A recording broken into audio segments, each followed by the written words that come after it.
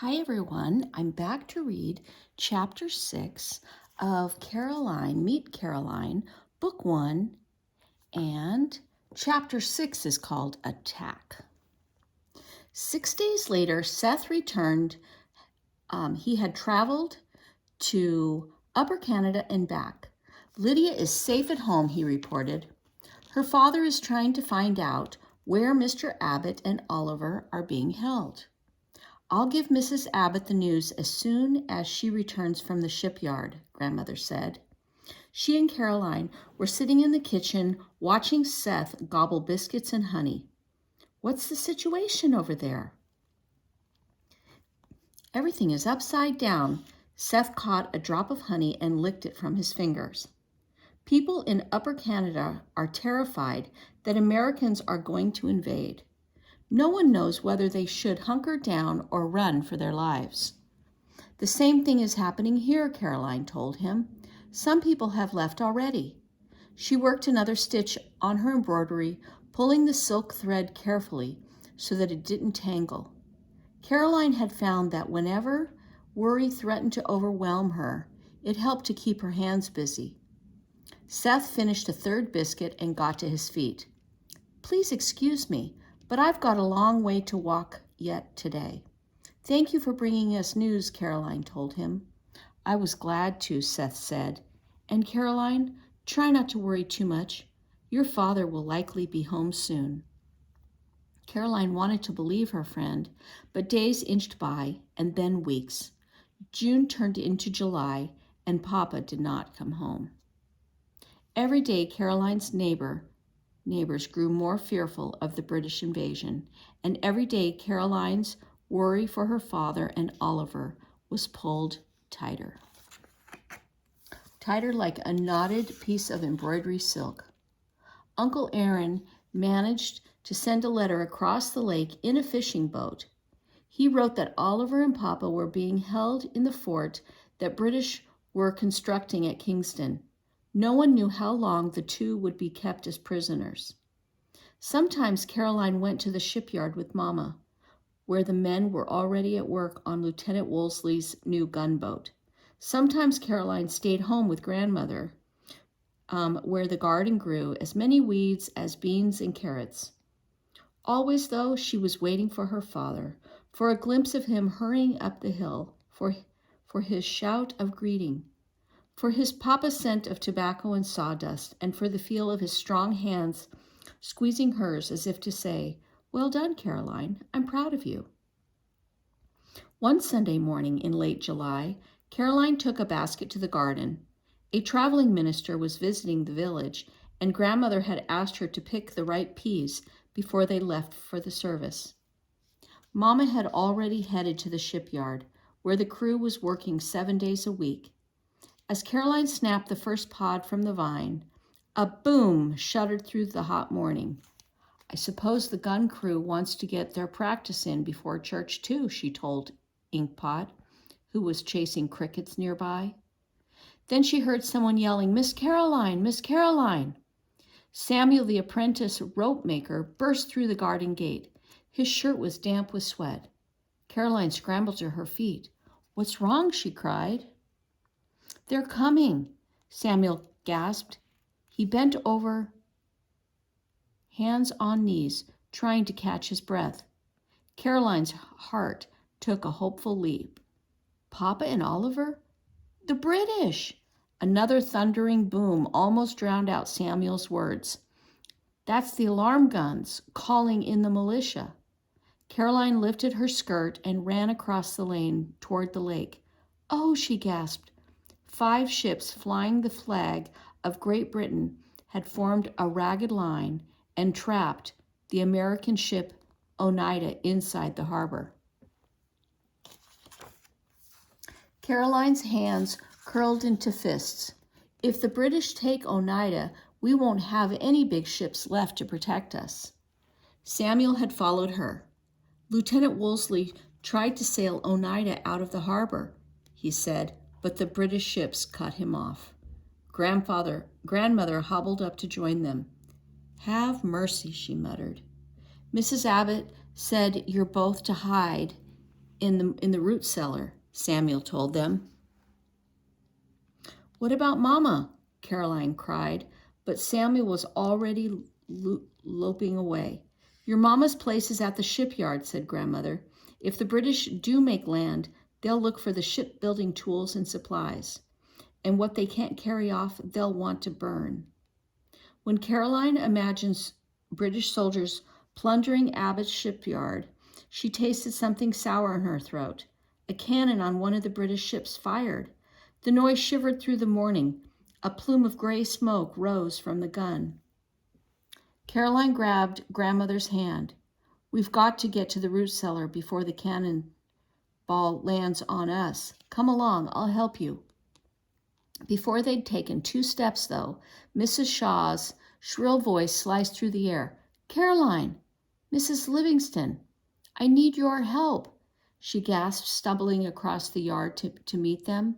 Her straw bonnet was dangling by its strings. Dust and sweat streaked her best Sunday dress. What's wrong? Caroline cried. My husband's gun crew. The cannonballs they have are too small. Mrs. Shaw's shoulders were still heaving with the effort of running. Our men need heavy cloth to wrap around them so that they'll fit the cannons. Caroline, fetch my winter coat, Grandmother said. Grandmother, no, Caroline protested. It was the warmest thing she owned. Fetch it now, Grandmother ordered. And your own, and your mother's, quickly. Caroline blinked back tears as she ran to the house. Fear made her legs feel wobbly and her mouth feel as dry as cotton. But she was so angry. Grandmother would suffer terribly next winter without her thick wool cloak. By the time Caroline pounded up the stairs, her anger felt as hot as coals. She skidded to a stop at her bedroom door, staring at her new carpet as an idea burst into her mind. Maybe my carpet could be used to wrap the cannonballs, she thought. Maybe Grandmother wouldn't have to lose her cloak after all. Caroline turned and ran downstairs. Mrs. Shaw, she hollered, come help me. Grandmother, can you fetch the wheelbarrow from the garden? It took all the strength Caroline and Mrs. Shaw had between them to roll up Caroline's new carpet. They slid the bulky roll down the stairs and wrestled it into the wheelbarrow. The 2 ends flopped over the sides and dragged in the dirt. It hurt Caroline's heart to see her beautiful carpet used so roughly. This is the right thing to do, she told herself sternly. She squared her shoulders and grasped the wheelbarrow's handles. A gun boomed and Caroline glanced at Grandmother. If we go, she thought, Grandmother will be left to face the attacks alone. Caroline hesitated, torn between wanting to protect her grandmother and wanting to help the gun crew. Grandmother seemed to understand. Go, she said, I'll be fine. Mrs. Shaw was struggling with the carpet. Caroline, let's fold the roll over like this. If I hold it in place, can you push? Another shot exploded from one of the enemy ships as Caroline lifted the wheelbarrow handles and staggered off. She paused until her hands and arms ached, and then she and Mrs. Shaw traded places. Hurry, hurry, hurry. Careful, Caroline urged silently, but there was no need to encourage Mrs. Shaw. Caroline could never have imagined her fussy neighbor so grim-faced and determined. But then I never could have imagined heading for the gun crew while the British fired at Sackett's Harbor, either, she thought. It was hard going. Groups of militia elbowed past farmers and workmen who had promised to grab their muskets and report for duty when trouble threatened. Someone on a horse galloped by. A woman led a string of children, all lugging bundles and baskets toward the woods.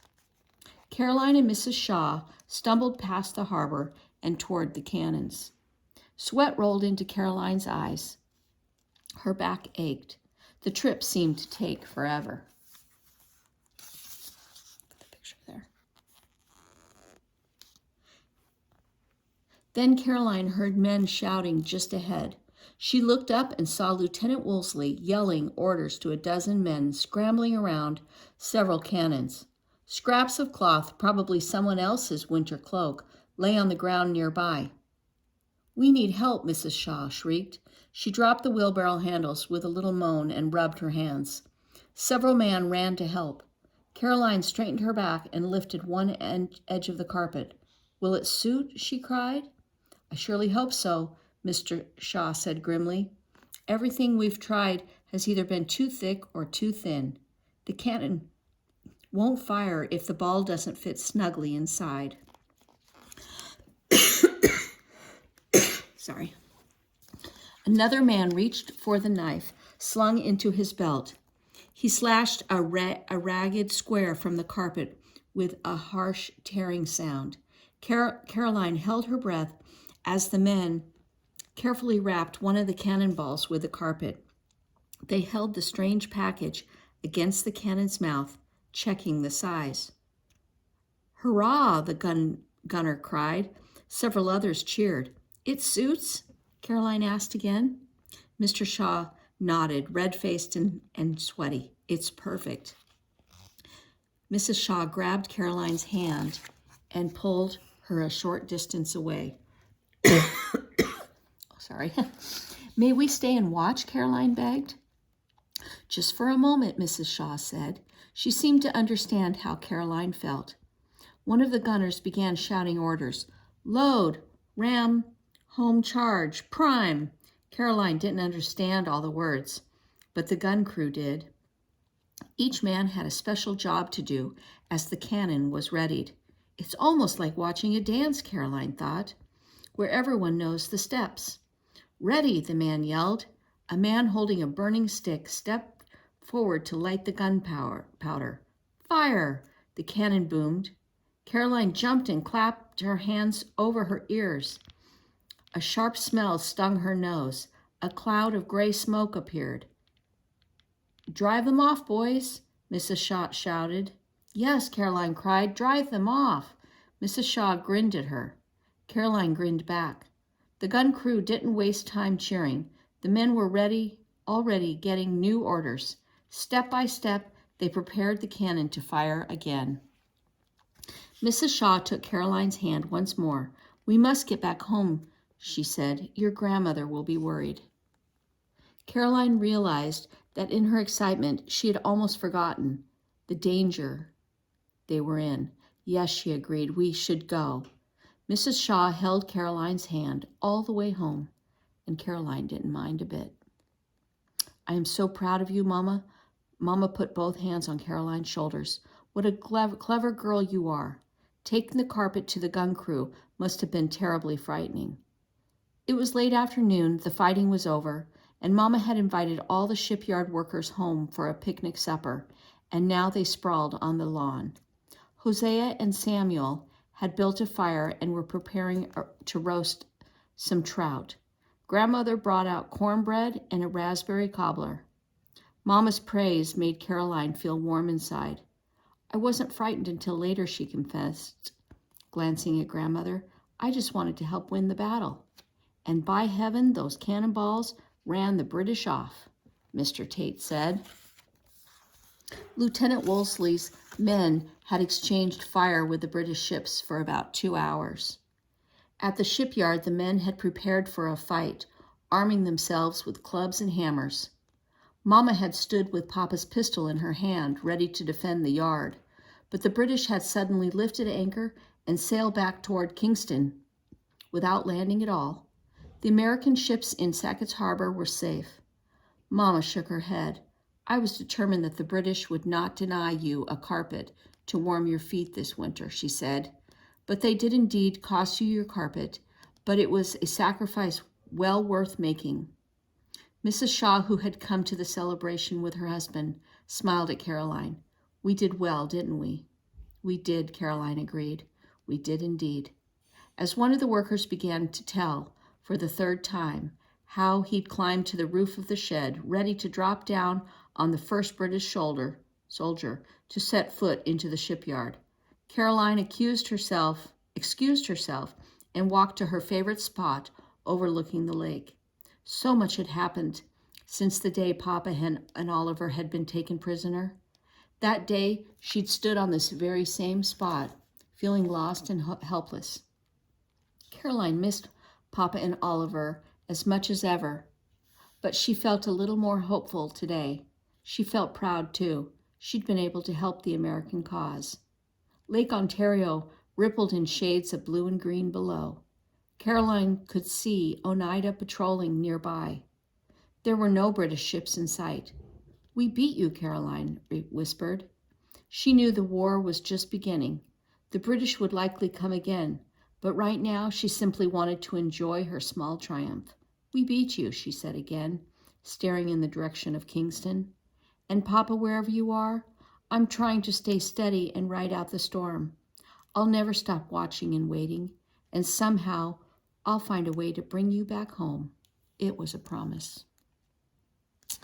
And that is the end of Meet Caroline. And next time I will read the Looking Back, America in 1812.